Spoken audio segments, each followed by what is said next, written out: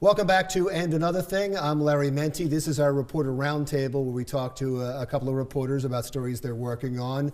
This is Ken Serrano, J. Scott Smith. They're both from the Asbury Park Press. Ken, I want to start with you. And a story that you're working on that really resonates across the country about community colleges suffering a little bit during bad economic times, but specifically you're looking at Brookdale Community College. Right, yeah. You know, Larry, I picked the beat up a couple of weeks ago, Brookdale Community College, and as soon as I did, it was like the lid blew off of the place. We had a very emotional meeting over a reduction in force plan that President Maureen Murphy had brought to the Board of Trustees. About 250 people showed up, parents, students, alumni, staff, complaining about the need to cut jobs. A couple of days later, a YouTube video surfaces of a Brookdale student being arrested before the meeting, had nothing to do with the meeting, and it was a messy situation. It got 2 million Facebook hits.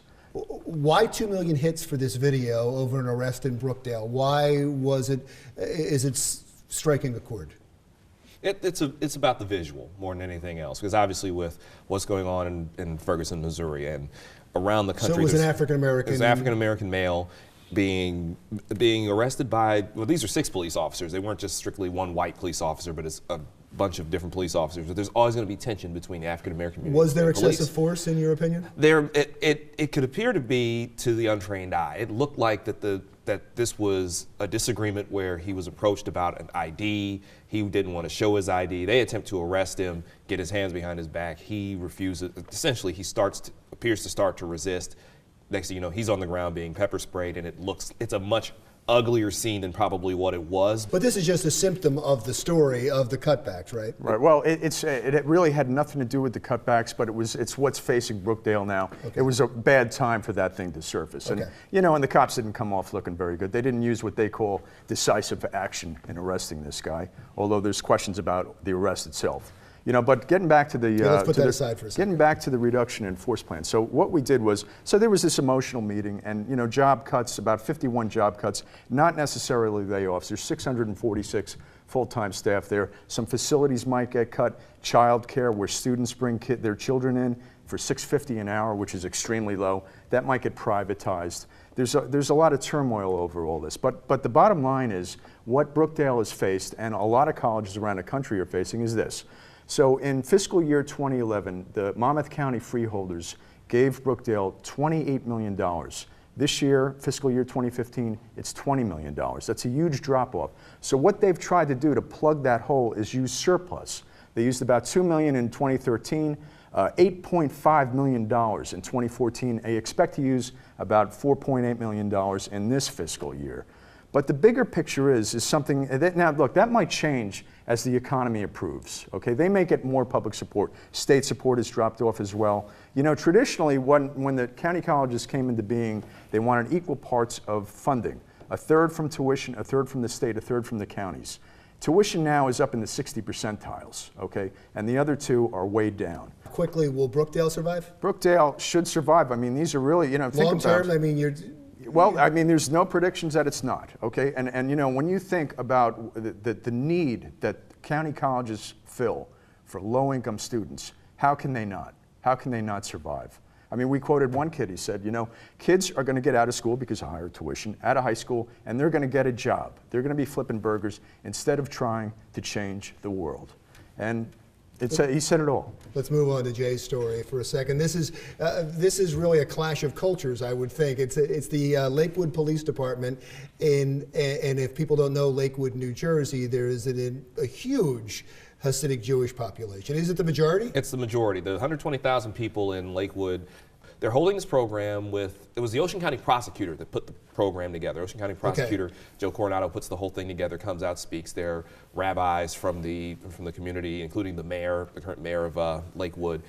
So the idea is that they cannot do such things that constitute work, and that includes driving, that includes turning on and off lights, turning on and off air conditioning, changing batteries and smoke detectors and hearing aids. And these are all seemingly mundane tasks. Yeah, not forever, just one day of the just week, for one day, and Saturday, also for holidays, things of that nature. So if someone happens to see a police officer walking up the street, for example, or he's just finishing up with a police call, if someone flagged him down and said, hey, officer, could you come into my home for a second and just turn on this light for me, or turn on this, or change this battery for me? It doesn't seem like it's that big of an issue. And what they were doing was they were kind of letting these police in on, these are not silly, mundane tasks. It's because of our faith that we can't do this. And they were doing it. And they would do it. It would just be, it's no different than if a cop sees somebody on the highway. If you see somebody on the GSP and their tire is flat, and a cop stops and helps them change the tire. It's a little different. It's slightly different, but it's the same kind of principle. You want to help somebody. Well, the people of Lakewood didn't really see it that way, or at least the other residents of Lakewood, because within 24 hours of the story, their switchboards have blown up. There are people with all kinds of complaints thinking that this is special treatment being given to this community, where they're calling the police and they're coming to their house to specifically do these things almost as servants. Is it? And it's not. And that's the thing that they wanted to clear up, that the Ocean County Prosecutor's Office wanted to clear up, that Lakewood wanted to clear up, is that no, this is not, you're not getting on the horn and calling a cop to come over and turn your lights off. It's not that. It just seems that way. And that whole day, their phone lines are just going nuts because people are really thinking, and there's a lot of tension in that area. The population has changed so much in the last 15, 20 years. When you say tension, does the tension go as far as anti-Semitism? It's, if you looked in the comment section on APP.com, you would see some of it, but it's not to that extreme out in public.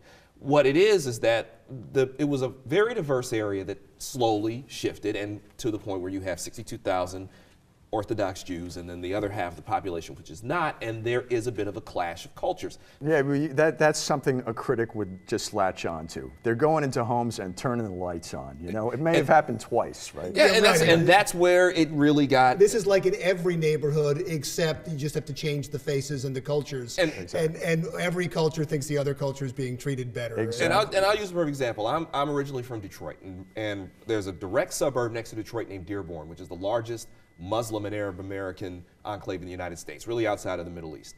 And a lot of the police in Dearborn and the Detroit police that are right along that part of Detroit have to kind of make sure that you know that, yes, there are certain ways that you deal with Muslims. It's just in terms of if someone dies, you have to know that you have to handle the body a certain way, they have their own customs, and you can't just infringe upon that. But if they ask you to help them out, at least be understanding of why they're asking you. It's not just for some silly reason. But I'm sure there was another group that thought they were getting special and there was a lot of treatment as well. and there was a lot of that in the Detroit area as well too. Jake, thank you very much. Thank you. Ken, thank you. We'll read both of your stories on app.com.